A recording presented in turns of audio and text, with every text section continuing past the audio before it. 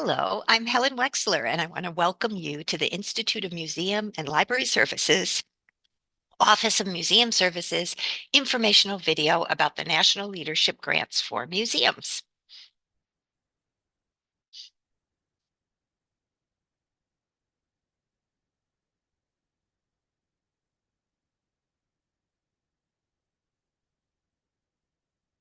The goal of this video is to provide an overview of our National Leadership Grants for Museums program, which we call NLG-M for short, and the process of preparing an application for funding. This video is organized into 5 chapters. First, we will discuss the purpose and design of the NLG-M grant program. Then we'll talk about the types of projects that can be funded in NLG-M and the amount of funds that can be requested. Chapter 3 describes the types of documents that are needed to create an NLG-M grant application. And Chapter 4 provides guidance on drafting the narrative part of the application. Note that there will be a separate video on preparing a budget and budget justification. Finally, in the concluding chapter, I'll provide a few tips and next steps. To get the most out of this video, we recommend that you watch it in its entirety. This will give you an understanding of the NLG-M grant program, the types of projects that can be funded, and the necessary application components. You may also want to review the NLG-M Notice of Funding Opportunity before, during, and after you watch the video. Notices of Funding Opportunity, also known as NOFOs, are documents that detail the requirements of each of our grant programs. All of our fiscal year 25 NOFOs can be found at imls.gov/grants.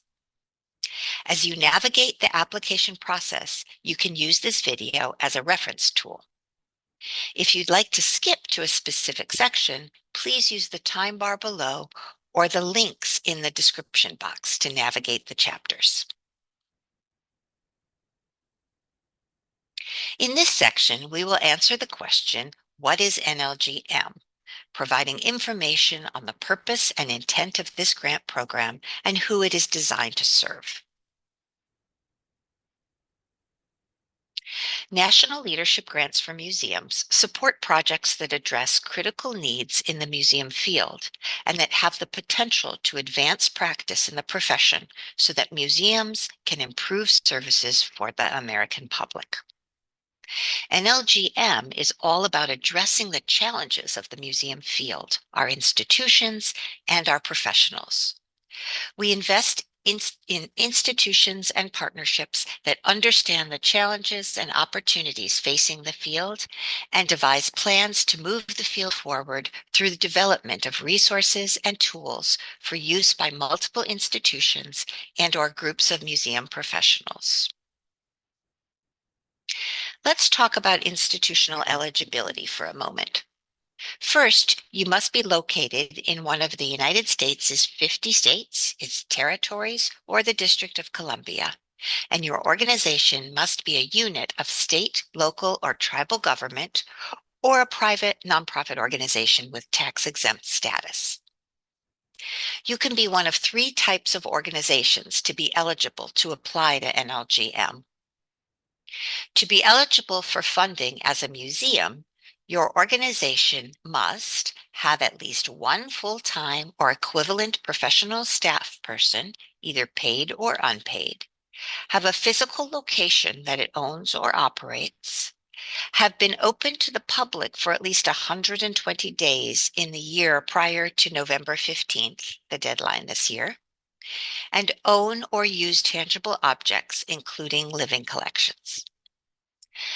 Museums may be standalone organizations, or they may be part of a larger institution, such as a college or university, tribe, or state or local government.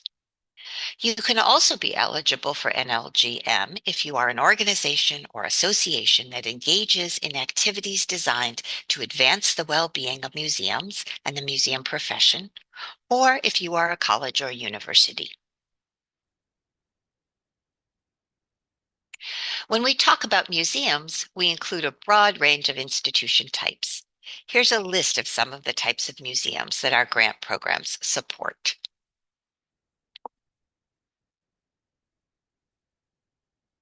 In this section, we will discuss the types of projects that program funds, its goals and objectives, and I'll provide some data on the number and type of NLG-M projects that were funded in recent years. Making sure your concept shares the characteristics of successful NLG projects is an important first step to preparing an application. We are looking for projects that are designed intentionally to produce results that can be used by the field to advance and improve practice. We're looking for tangible results such as models, tools, curriculum resources, research findings, or new services that can be widely used, adapted, scaled, or replicated to extend the benefit of the federal investment across the field or a segment of the field. Projects should reflect a thorough understanding of current practice, knowledge about the subject matter, deep familiarity with previous work on the project topic, and an awareness of and support for current strategic priorities in the field. We encourage collaboration as it demonstrates broad need, field-wide buy-in and input, and access to appropriate expertise.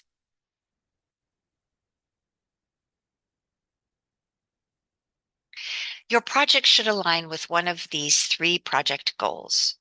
As you can see here, you should be seeking to advance the museum field's work in either lifelong learning, community engagement, or collection stewardship and access. So let's take a look at what kinds of project activities might fit within these goals. In this and the two next slides, the numbered objectives provide some of the types of projects that fit within the goal. A project in lifelong learning might include, but is not limited to, developing models with tools for scaling and adapting by other museums, research on museum-based learning, and forums that bring together experts to explore current and emerging issues in the field. A community engagement project will need to focus on producing resources that help museums better meet community needs and be welcoming places for everyone. Projects may help museums be more inclusive of all segments of parts of their and segments and parts of their communities, improve access and remove barriers to participation, better engage with community organizations and leaders for planning and civic engagement, or support forums that bring together experts to explore current and emerging issues for the field as they relate to community engagement. Under the collection stewardship and access goal, projects can develop tools that help museums facilitate access, management, preservation, sharing, and use of museum collections. Projects can undertake research on management, conservation, and preservation issues. And like the other two goals, projects can bring together experts to explore issues and inform the field of collection topics.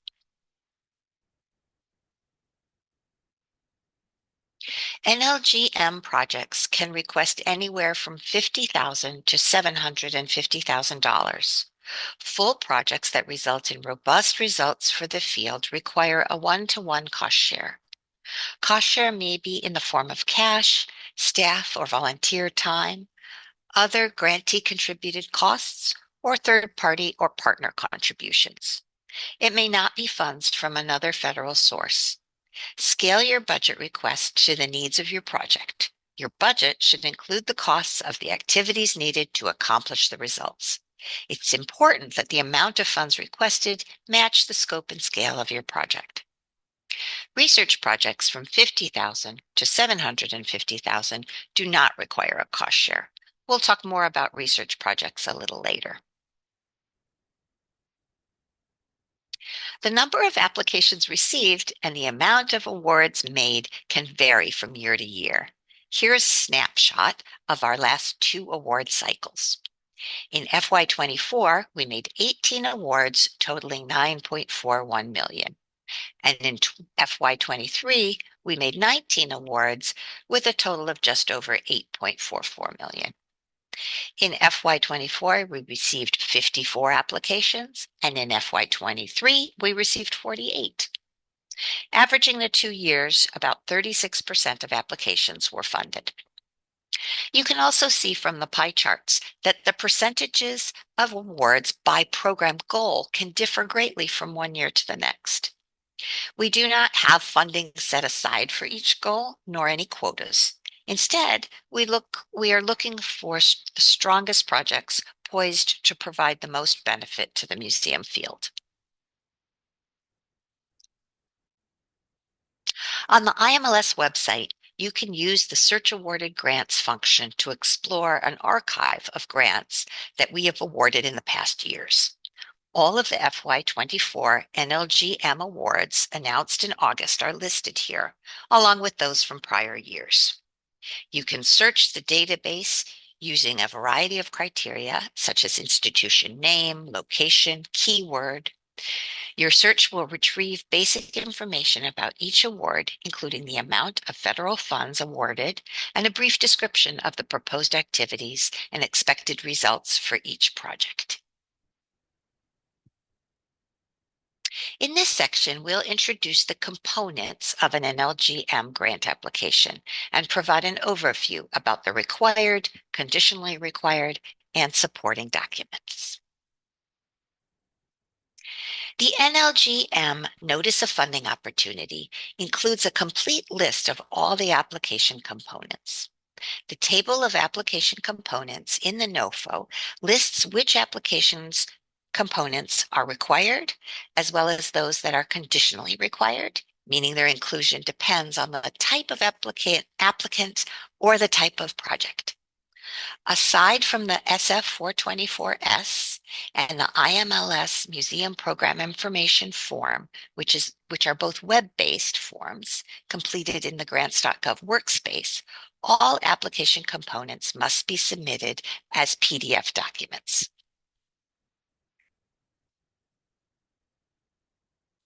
These are the required documents. All applications must include the documents listed here. Omission of even just one might result in your application's rejection. Also note that there is a 10-page limit for the narrative. If you exceed the page limit specified in the NOFO, we must remove the extra pages before your application goes out for review. That means your reviewers may have to stop reading in mid-sentence, which is never good. Other docs have suggested page lengths. So make sure your content fits into the page limits specified, and make sure the number of pages holds when you convert your document to PDF.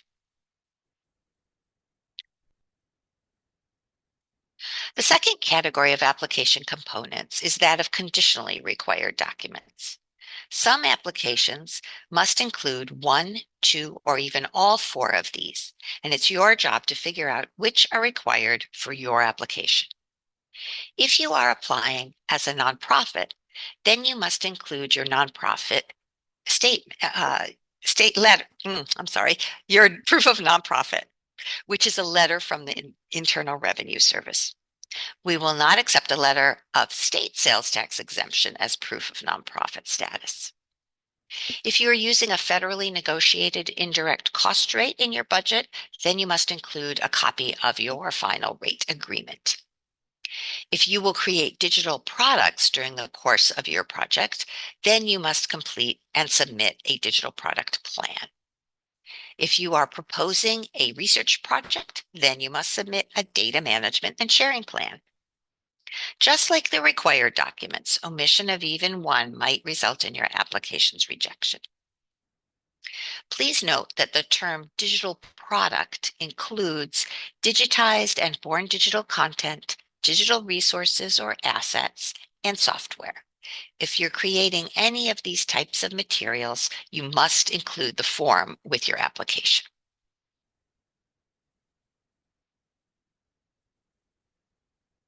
The third group of application components is supporting documents, and here is a partial list of examples. Supporting documents are optional. You may submit one or none. Include only those items that will supplement your proposal. This is not the place to introduce brand new information. Rather, as the name suggests, they should lend support to your project justification, work plan, and intended results that you've already spelled out in your application narrative. For example, have you identified a partner whose involvement is key in the project's success?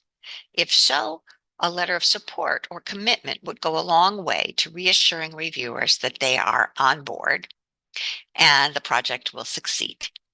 Vendor quotes or equipment specifications show you've done some of the legwork to get appropriate estimates for project costs. We recommend that you be respectful of your reviewers' time and avoid the temptation to include hundreds of pages of extraneous material. Being judicious really does work to your benefit, as supporting documents can make or break an application. Include what is important, helpful, and directly relevant to your project, and stop there. In this section, we'll go over the questions you will need to answer in your project narrative and offer details on the review criteria associated with each section: project justification, project work plan, and project results. Remember that there is a separate video focusing on crafting your budget and budget justification that I highly recommend watching.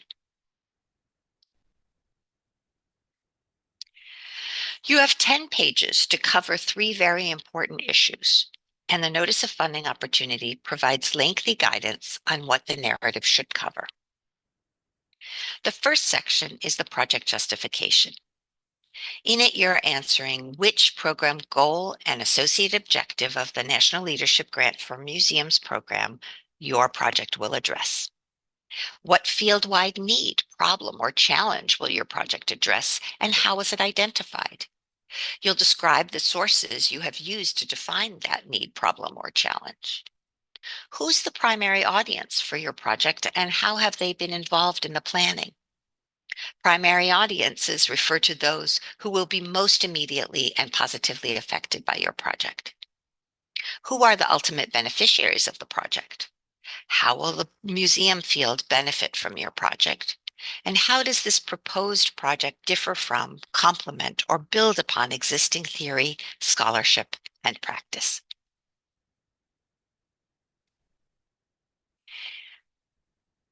In the Notice of Funding Opportunity under Review Criteria, you will find a list of questions for each section of the narrative that reviewers are asked to consider when they review your proposal. It's a good idea to refer to these as you craft your narrative to be certain you're providing reviewers clear, solid information. You will see that they correspond fairly directly with the prompts you are given to write your narrative.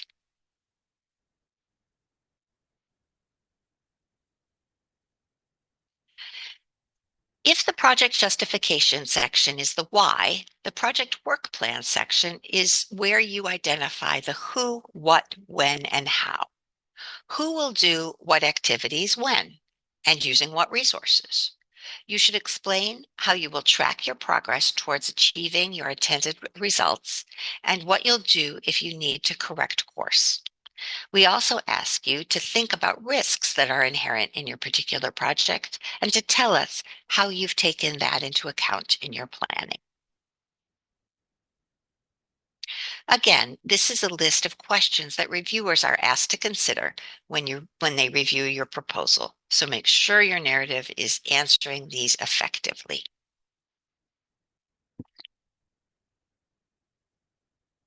For research projects, reviewers are asked to weigh in on another set of criteria. They'll look for appropriate research design and answers to the questions outlined in the Guidance for Research Applications. This is a section you will find in the Notice of Funding Opportunity. If you find it difficult to answer these questions for your project, you might actually not have a research project at all.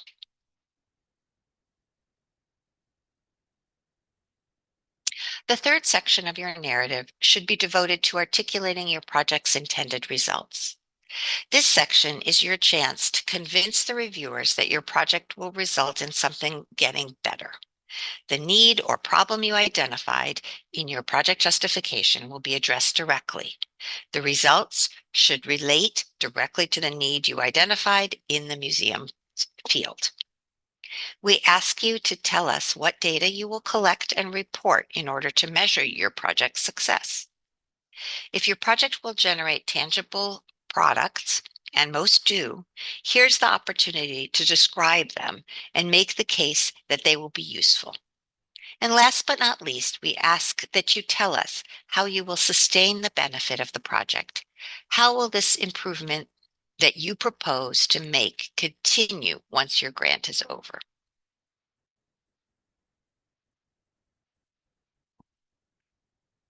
Again, here's a list of questions that reviewers are asked to consider when they read and score the project results section of your narrative. And you can find these in the Notice of Funding Opportunity.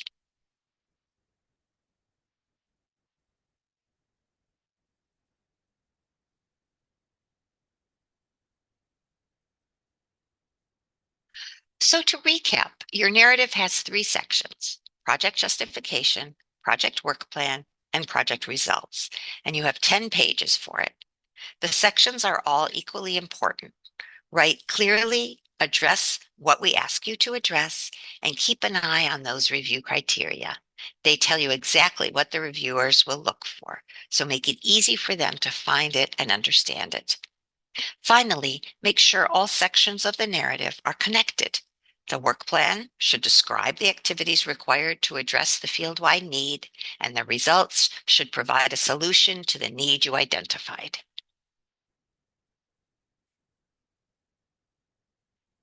In this final section of our presentation, we'll offer some application tips and next steps. We can only make grants to eligible applicants that submit complete applications, including attachments, on or before the deadline. So here are some tips to help you do just that. Start early, and you've already done that by listening to this webinar. Become familiar with grants.gov's workplace space. It has many good features, including upfront validation, which allows you to correct errors prior to submission, and the opportunity to collaborate with others in creating your application. Consider starting with the workspace overview and check out the tutorials. Do your background research. Make it easy for reviewers to see that you are up to date and know what you're talking about. Be sure your application is complete. Check it against the table of application components in the Notice of Funding Opportunity. Make sure all application components are in the proper format and follow the correct naming convention. Submit to grants.gov early so you can correct any errors and avoid any trauma created by technology challenges. It's important to get your application submitted online through grants.gov before the deadline. IMLS does not accept applications by mail or email. In order to register with grants.gov, you must have an active SAM.gov registration and unique entity identifier number. So make sure your registration for both of these sites are complete, your accounts are active, and that any necessary passwords are current. These registrations expire periodically, so you don't want to wait until it's time to hit submit button to check them. You should coordinate with any other staff members, such as your authorized organization representative, who may hold the accounts and passwords you'll need to submit. Also, carefully review your institution's SAM.gov record to ensure that there are no federal debts or proceedings or problems reported by other federal agencies. These will need to be cleared up prior to IMLS making an award to your institution. Both the SAM.gov and grants.gov websites have robust help features and FAQs. If you run into technical issues with either of these sites, you should reach out to their help desks and request a tracking, case, or ticket number in order to document your issue and attempts at resolving it. Failure to have active SAM.gov or grants.gov registrations by the application deadline is not an excuse for submitting a late application. So again, start early.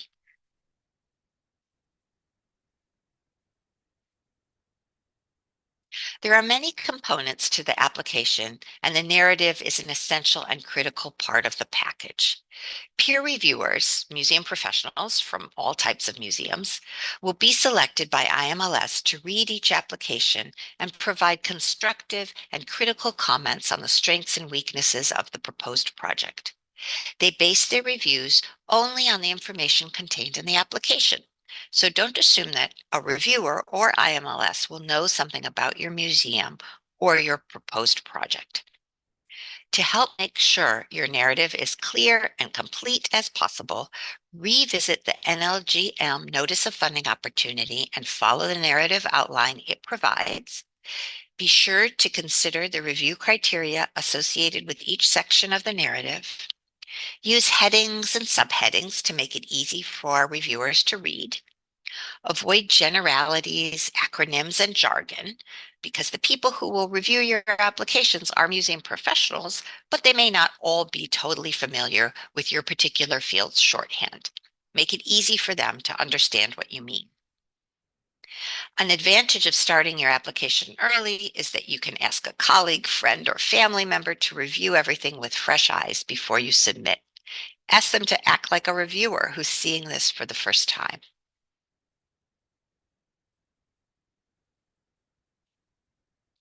IMLS offers a few ways to find examples of funded projects. We already talked about the search awarded grants function on our website. You can see the filters I've selected on the left, the last 3 years at the top, and National Leadership Grants for Museums at the bottom. We've also posted the abstract narrative and schedule of completion for a cross-section of successful NLG-M applications. The proposals posted present a variety of project types, meet the overarching goal of NLG-M program, and were considered to be clear and well-written by reviewers. Looking at these exemplary proposals might help clarify your thinking about your own application. The image on the right shows the sample application page. You will scroll down to find NLG-M examples.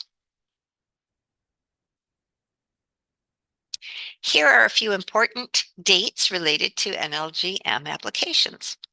Applications must be received through grants.gov by 11:59 p.m. Eastern Time on November 15th, 2024. The timestamp is auto-generated by grants.gov, and we have no ability to override it.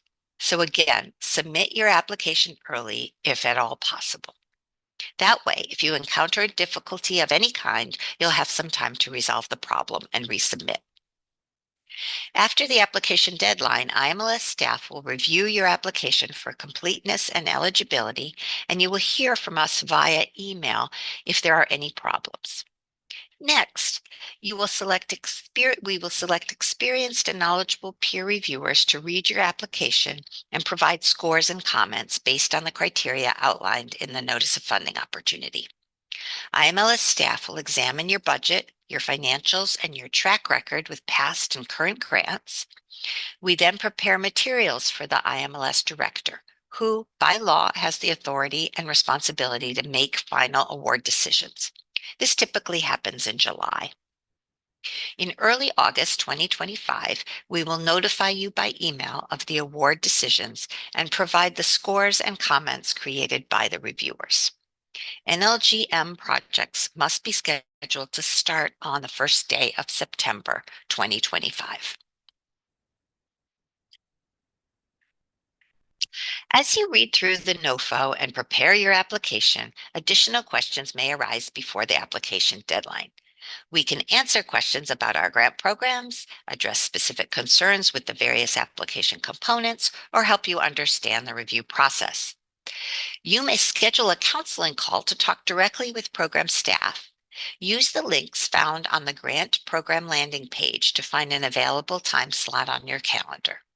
You will then receive an email with a calendar invite and a Microsoft Teams meeting link. Thank you for listening. and best of luck.